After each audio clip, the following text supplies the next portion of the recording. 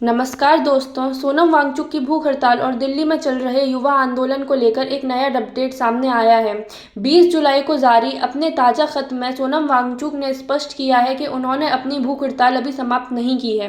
वांगचुक के मुताबिक उनकी भूख हड़ताल तब तक जारी रहेगी जब तक आंदोलन का नेतृत्व कर रहे युवा प्रतिनिधियों को संसद भवन में सांसदों से मुलाकात करने की अनुमति नहीं मिल जाती।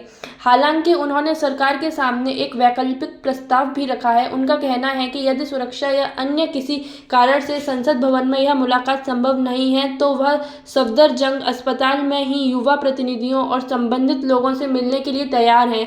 दरअसल बीते दिनों दिल्ली में सीजेपी आंदोलन से जुड़े बड़ी संख्या में प्रदर्शनकारी सड़कों पर उतरे थे। इस दौरान कई इलाकों में प्रदर्शनकारियों और पुलिस के बीच तनाव की स्थिति भी देखने को मिली। भीड़ को नियंत्रित करने के लिए पुलिस द्वारा लाठीचार्ज और आंसू गैस के गोले इस्तेमाल किए जाने की खबरें सामने आई हैं। सोनम वांगचुक ने अपने खत में प्रदर्शन कर रहे युवाओं के व्यवहार की तारीफ की है। उन्होंने कहा है कि कठिन परिस्थितियों और पुलिस कार्रवाई के बावजूद युवाओं ने जिस तरह धैर्य और शांति बनाए रखने की कोशिश की है वह सराहनीय है। इसके साथ ही उन्होंने युवाओं से अपील की है कि आने वाले समय में भी आंदोलन को पूरी तरह शांतिपूर्ण रखा जाए। उनका मानना है कि किसी भी आंदोलन का सबसे बड़ी ताकत अनुशासन, संयम और अहिंसा होती है।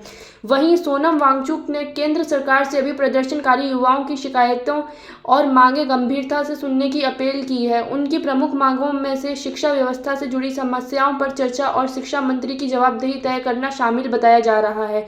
अब सबसे बड़ा सवाल यही है कि क्या सरकार युवा प्रतिनिधियों को सांसदों से मिलने की अनुमति देगी? क्या सफदरजंग अस्पताल में बातचीत का कोई रास्ता निकलेगा और सोनम वांगचुक की भूख हड़ताल आखिर कब समाप्त होगी?